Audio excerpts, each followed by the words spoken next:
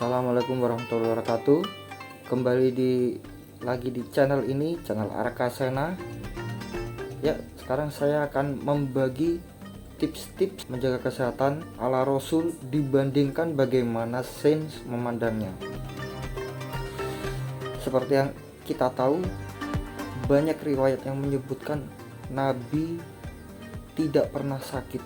Selama hidupnya Nabi hanya sakit 2 kali, yaitu saat beliau menerima wahyu pertama, di situ beliau sakit menggigil begitu, dan saat beliau akan meninggal, dimana meninggalnya itu sakitnya bukan karena sakit yang bagaimana terkena penyakit ya, tidak. Jadi terpikir dong, bagaimana sehatnya beliau selama seumur hidupnya tidak pernah sakit loh.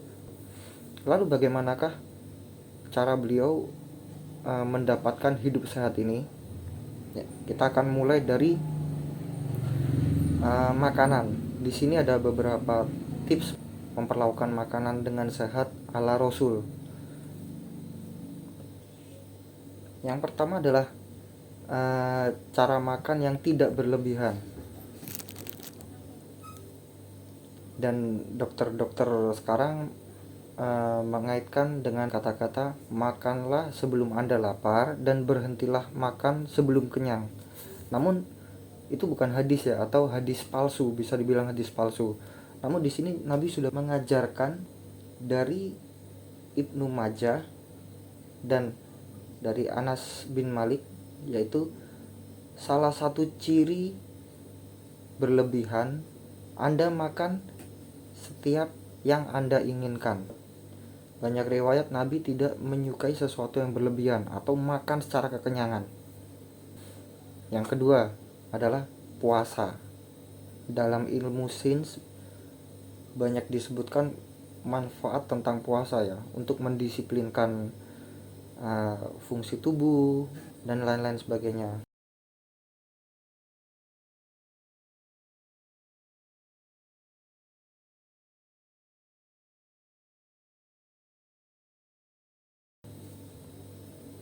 Yang ketiga yaitu makan dan minum sambil duduk. Di sini Rasul melarang minum sambil berdiri. Lalu ada yang bertanya, kalau makan ya Rasul?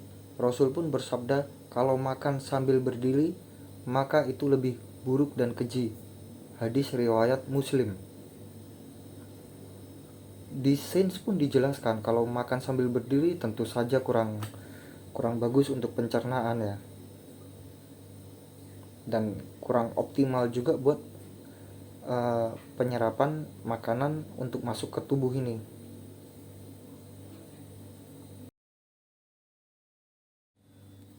Namun di sini ada kondisi tertentu yang mana dokter menyarankan makan dan minum itu sambil berdiri, karena ini jelas untuk alasan kesehatan ya. Dan disinilah ternyata Nabi juga pernah melakukan makan dan minum sambil berdiri ya. Mengapa beliau melakukan hal tersebut? Tentu saja agar ini tidak menjadi makan dan minum sambil duduk itu tidak menjadi kewajiban yang harus ya, yang wajib buat kita umatnya. Seperti ada hadis-hadis tertentu beliau makan dan minum sambil berdiri ketika di tempat suci yang ramai, dan tentu saja itu ada uzur tertentu, uzur-uzur seperti itu, seperti dalam perjalanan. Namun tentu saja ini bukan kebiasaan beliau, dan beliau menganjurkan dalam keadaan normal makan dan minum sebaiknya dalam posisi duduk. Mungkin ini kebiasaan yang menurut masyarakat awam jorok ya. Namun jika ada lalat yang hinggap di gelas, Rasul mensunahkan itu untuk sekalian aja mencelupkan lalat itu dalam minuman, lalu membuang lalatnya dan kemudian meminum minuman tersebut. Nah, Rasul menjelaskan di sini di salah satu bagian sayapnya adalah ada penyakitnya, namun di satu sisi lainnya adalah penawarnya.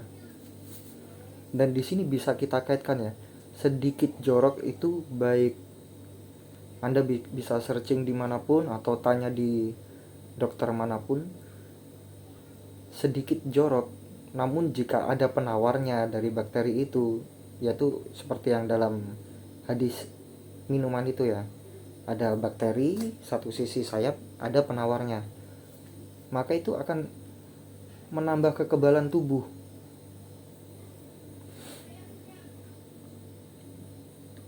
Hal itu senada dengan hadis, jika ada makanan yang jatuh, ambillah makanannya, buang sisi kotornya yang terlihat kotor, lalu makanlah yang bagian bersihnya.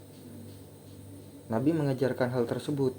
Yang bagian kotor buang saja, dan yang bersih bisa dimakan. Mungkin masyarakat awam memandang itu jorok ya. Namun jikalau hanya ada sedikit bakteri saja yang menempel, maka nggak masalah. Menurut kedokteran juga bagus, menurut penelitian juga itu bisa membangun imun tubuh buat kita ke depannya. Bisa dibuktikan sekarang orang yang tidak pernah terkena jorok sedikit pun, yang selalu dimanja di rumah dengan keadaan bersih yang bagaimana, ketika terkena sedikit saja kotoran atau bakteri yang dia nanti besarnya harus keluar atau bagaimana, pasti tubuhnya amat sangat rentan ya terhadap penyakit itu, atau dia mempunyai kekebalan tubuh yang kurang bagus.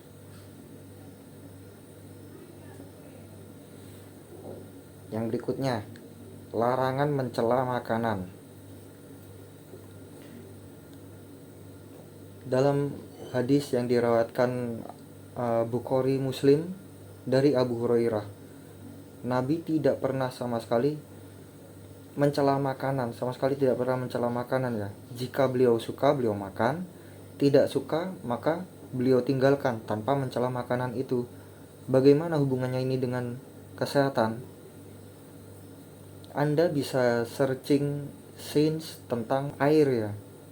Jika Anda mencela air, maka air itu akan menjadi jelek.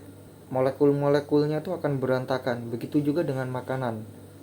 Karena kita tahu makanan ada yang mengandung air. Adapun yang tidak mengandung air, di situ ada bakteri-bakteri di dalamnya ya. Jika Anda mencelanya, maka itu akan menjadi buruk. Sebagaimana sains air tersebut. Nah, di sini juga ada di makanan. Jika kita tidak menyukainya, tidak usah dicela. Karena bisa saja kita berbagi dengan teman atau dengan keluarga, kita mencela makanan itu sementara kita tidak memakannya, namun orang lain memakannya. Bagaimana jadinya? Dan berikutnya, senada dengan hal itu, Nabi menganjurkan untuk berdoa sesudah dan sebelum makan dengan konsep kesehatan yang sama dalam sains. Berikutnya, Nabi mengajarkan untuk tidak meniup makanan. Jika makanan panas, jangan ditiup ya. Jika merasa kepanasan, bisa dikipas atau diratakan dulu di piring, namun tidak meniupnya. Itu adalah hadis sahih. Dan dalam sains juga disebutkan, jika kita meniupnya, maka bakteri yang ada di mulut ini menempel ke makanan, dan itu akan menjadi sesuatu yang lebih buruk.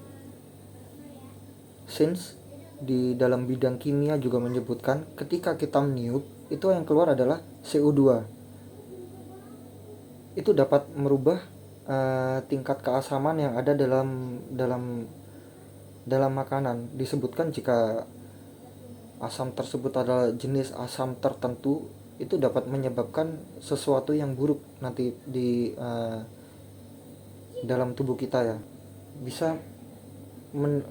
Bisa juga yang terparah, jika makanan itu mengandung kalsium oksida, dan ketika kita tiup dengan CO2, maka itu akan menyebabkan suatu reaksi tertentu yang nanti akan menjadi buruk pada ginjal kita, ada endapan batu ginjal gitu maksudnya.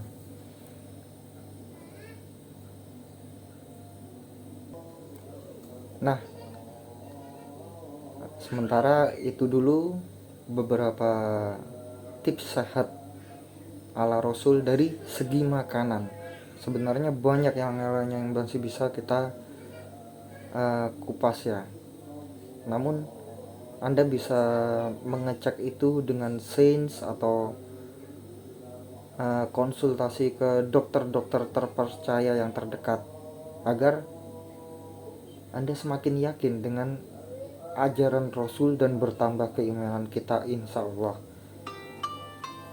Sementara itu tips sehat dari saya. Assalamualaikum warahmatullahi wabarakatuh. Sampai jumpa lagi. Bye bye.